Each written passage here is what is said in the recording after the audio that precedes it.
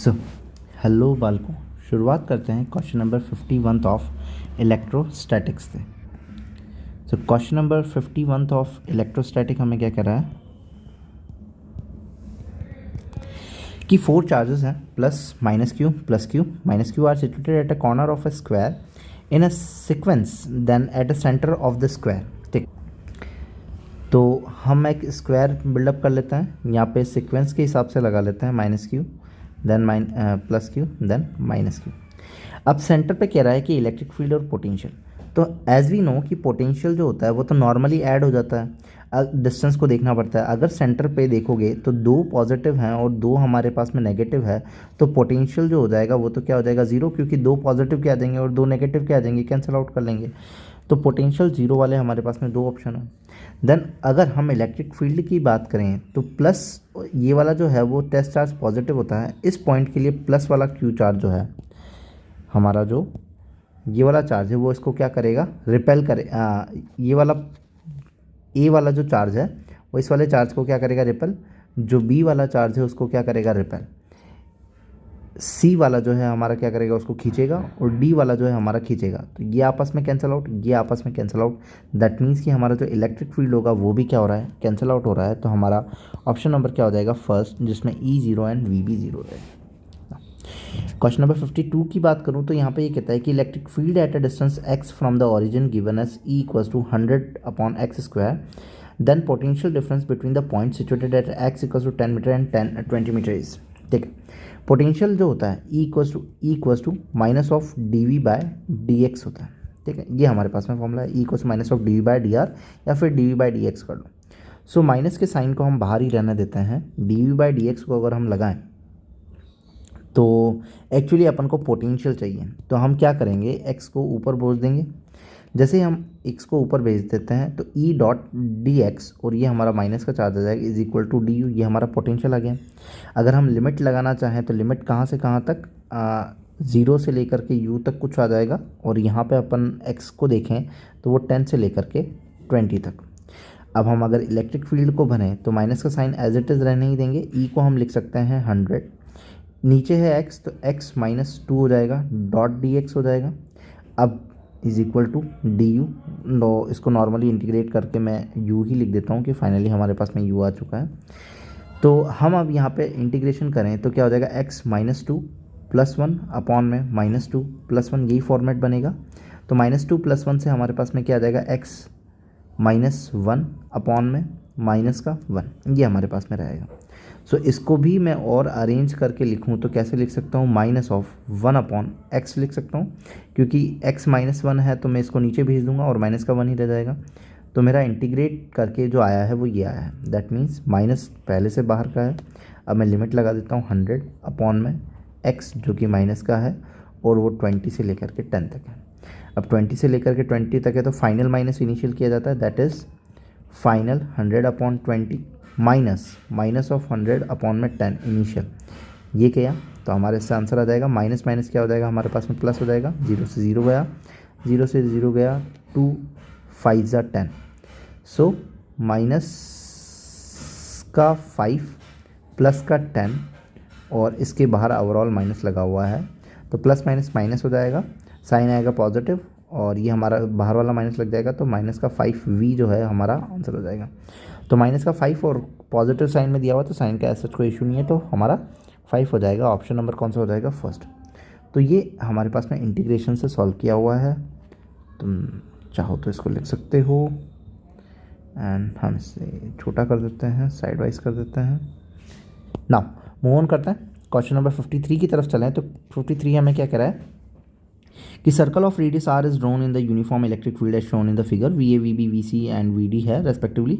तो पोटेंशियल पता ना है। एज वी नो कि E equals to minus of dV/dx होता है। दैट मीन्स कि इलेक्ट्रिक फील्ड की डायरेक्शन में जाते टाइम पोटेंशियल जो होता है वो क्या होता है, डिक्रीज होता है। क्या कह रहा है, इलेक्ट्रिक फील्ड की डायरेक्शन में जाते वक्त पोटेंशियल डिक्रीज होता है। सो अगर B हमारा पॉइंट है और D हमारा पॉइंट है तो इलेक्ट्रिक फील्ड हमें एरो से बता रहा है, तो इधर जाते वक्त हमारा पोटेंशियल डिक्रीज होगा। दैट मीन्स कि VB जो होगा वो लेस देन होगा किससे, VD से। तो VD is greater then VD, तो VD is greater then VB, हमारा ऑप्शन नंबर कौन सा हो जाएगा, थर्ड। और फिर हम क्या देख सकते हैं, ये देख सकते हैं कि ए और सी जो है वो एक ही लाइन के ऊपर है, दैट मीन्स कि हमारा जो वी ए होगा वो वी सी के इक्वल्स टू होगा, तो हमारा ऑप्शन नंबर कौन सा हो जाएगा? Third normally. Okay, question number 54 की अगर बात करें तो 54 हमें कह रहा है कि uniform electric field pointed in a positive x direction. भाई पॉजिटिव एक्स डायरेक्शन में हमने क्या करी, हमारी इलेक्ट्रिक फील्ड को ड्रॉन कर दिया। ये हमारी कुछ इस तरीके से इलेक्ट्रिक फील्ड है। In a region let A be the origin, A point को हमने क्या माना, ओरिजिन माना।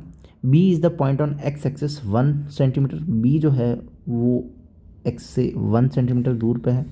And C be the point on Y axis as Y equals to 1, तो सी हमारा यहाँ पॉइंट हो जाएगा जो कि 1 सेंटीमीटर पे है।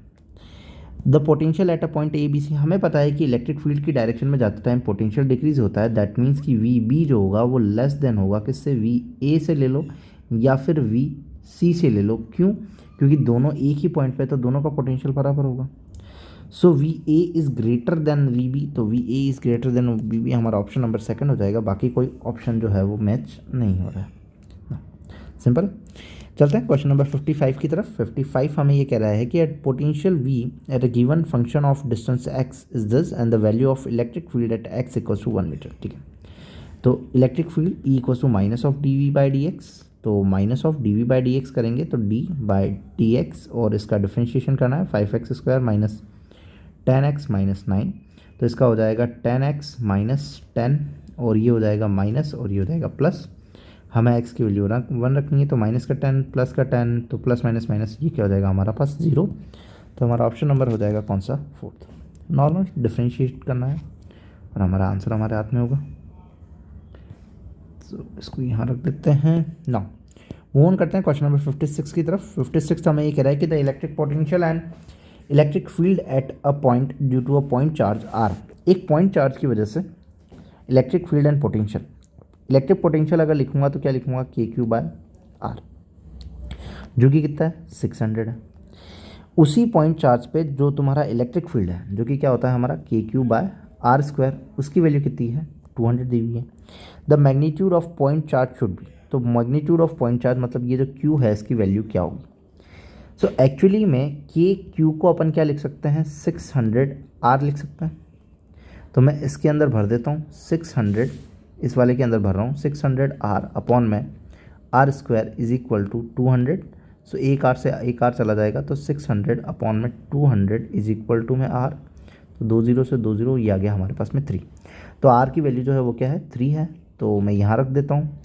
तो K 9 into 10 to the power 9, Q की वैल्यू फाइंड करनी है 600, और आर जो है हमारे पास में 3 है, इसको मैं नीचे भेज देता हूँ। तो 9 इंटू 10 टू द पावर 9, 2 0 से ये कट जाएगा तो 7 बच जाएगा, और 3 3 जा 9, 3 2 जा 6, तो हमारे पास में क्या बचा 2 अपॉन 10 टू द पावर 7। सारे माइक्रोन में दिए हुए हैं, दैट मीन्स कि 2 10 की power into 10 to the power -6 होगा तो माइक्रोन लिख सकते हैं।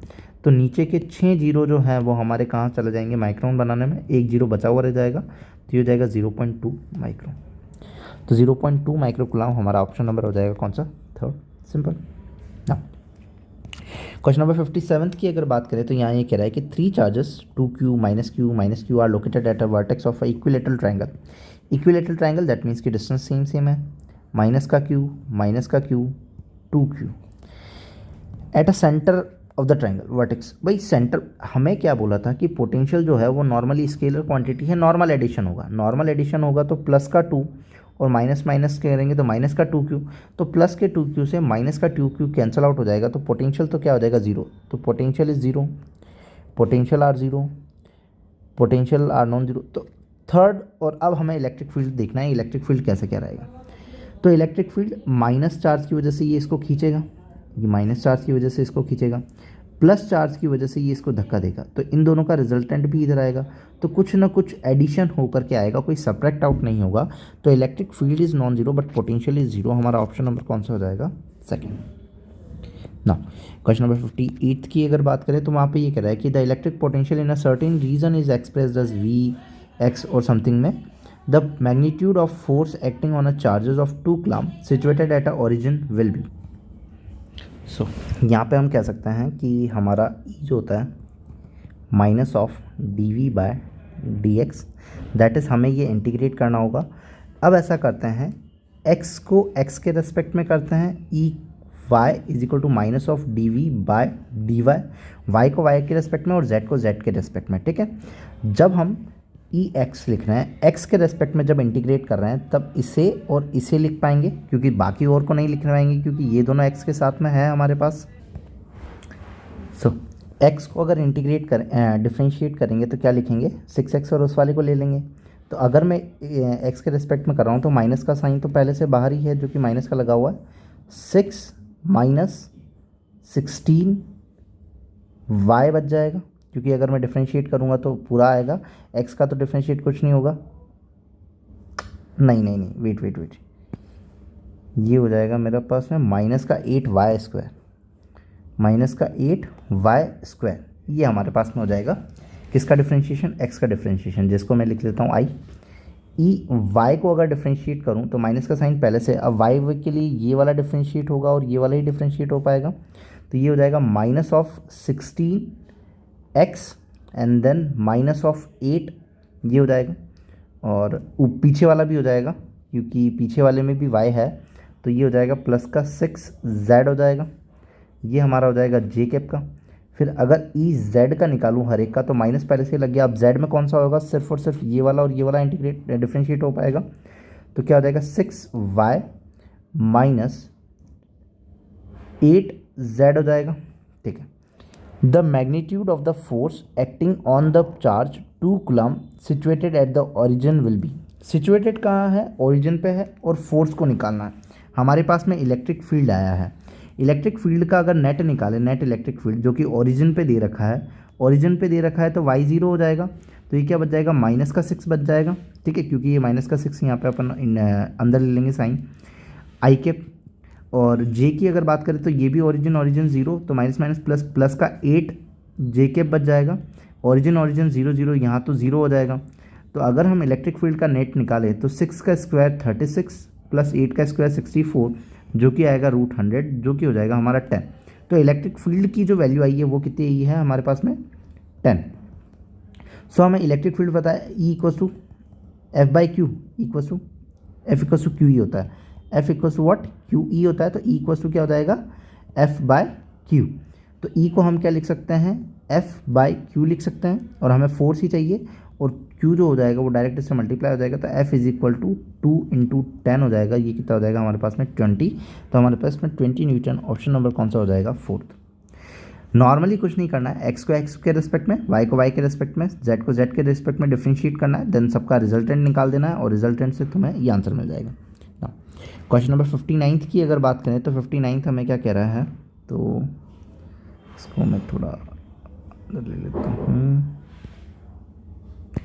सो क्वेश्चन नंबर 59 की अगर बात करें तो the conducting sphere of radius r1 and r2 have a same electric field, electric field same है, E1 इक्वल्स टू E2 है, तो हम लिख लेते हैं r1 r2 रेडियस है, and find field near their surface, the ratio of their electric potential, V1 और V2 का पोटेंशियल चाहिए रेशियो, ठीक है।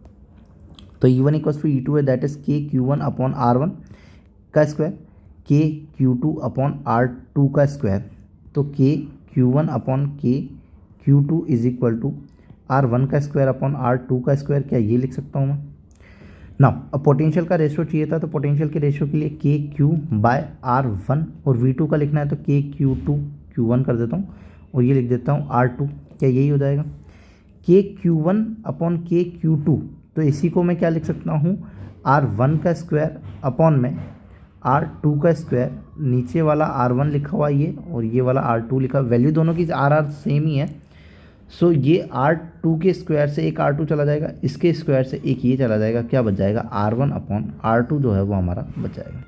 दैट मीन्स कि V1 अपॉन V2 का स्क्वायर क्या है, R1 अपॉन R2, तो हमारा ऑप्शन नंबर कौन सा हो गया, थर्ड, सिंपली।